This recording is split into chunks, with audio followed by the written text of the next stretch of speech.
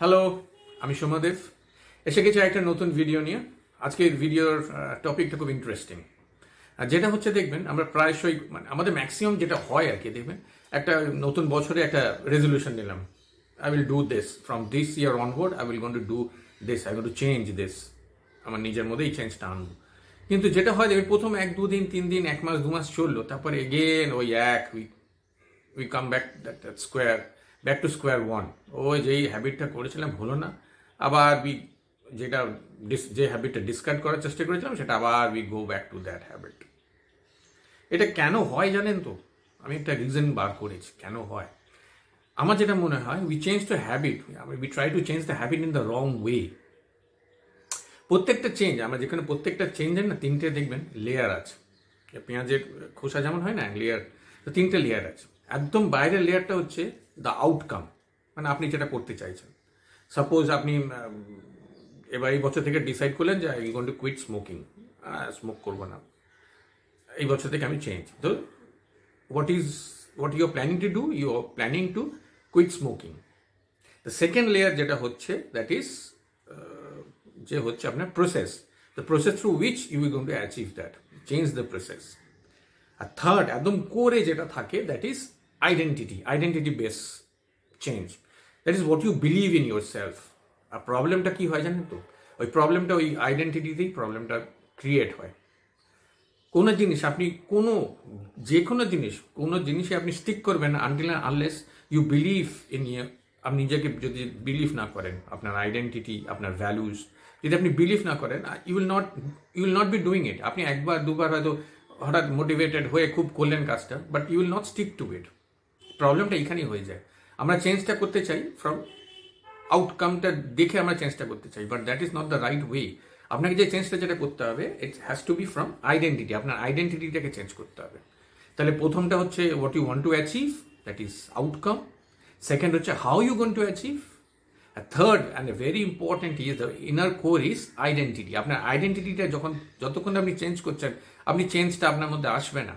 Very common example, যেন একবার বললাম you want to quit smoking. ঠিক আছে, আপনি ডিসাইড করেছেন যে from today onwards but from this year onwards I going to quit smoking, I not going to smoke any more. হলো, ঠিক আছে। আপনি এবার একটা কোনো পার্টি বা কোনো একটা অকেশনে গেছেন, বন্ধুদের সাথে আড্ডা মারছেন, হতেই পারে। তো কেউ আপনাকে একটা অফার করলো স্মোক করার জন্য।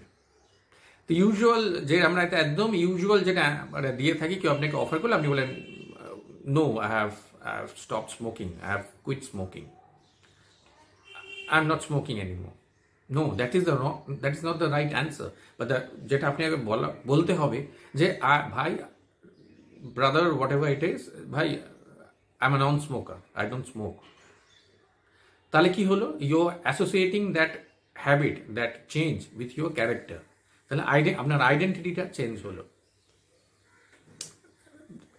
যে সেম জিনিস হচ্ছে আপনার আপনাকে বলা হয়েছে যে you want to lose weight করতে গেলে কি করতে হবে? সকালবেলায় হাঁটাহাঁটি দৌড়াতে হবে, করতে হবে। That is your outcome is you want to lose weight, the process is that সকালবেলা উঠে আপনাকে দৌড়াতে হবে। তাহলে আপনাকে যেটা বলতে হবে নিজে মনে নো, যে আই এম অ্যান অ্যাথলিট। ভাবুন না ইউ আর অ্যান অ্যাথলিট। দেখবেন সকল অ্যাথলিটরা যেটা রুটিন মেনটেন করেন, দেখবেন আপনিও পারছেন সেরকম। Think your self as an athlete, দেখবেন চেঞ্জটা আপনার মধ্যে এসে গেছে।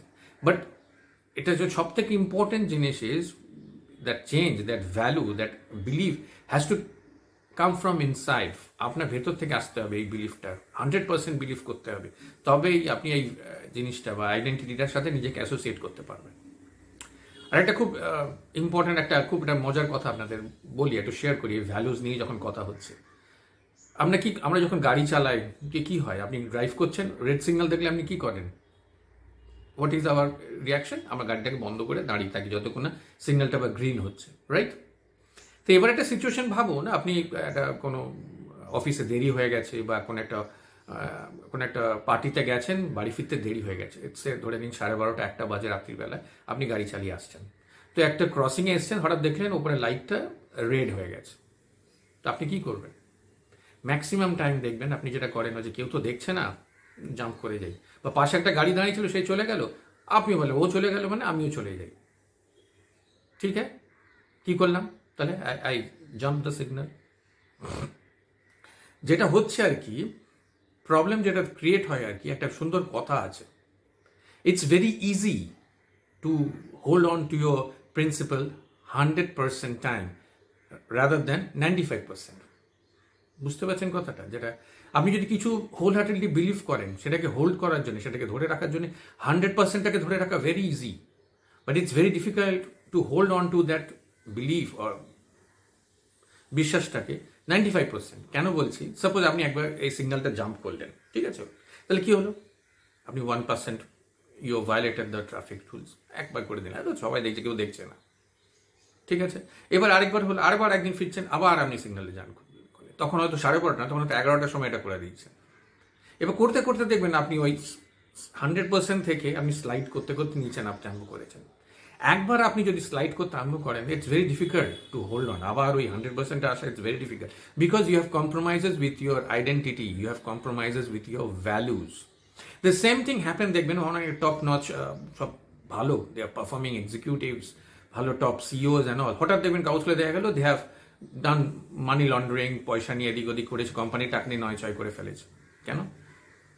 কেউ দেখছে না, I am the boss, I can do anything. No, এই যে ভ্যালুসটা, they have compromises with their core ভ্যালুটাকে তারা কম্প্রোমাইজ করে ফেলেছে, আর ব্যাস সেখানেই গন্ডগোল। একবার আপনি স্লাইড করতে থাকলে আপনি স্লাইড করতেই থাকবেন।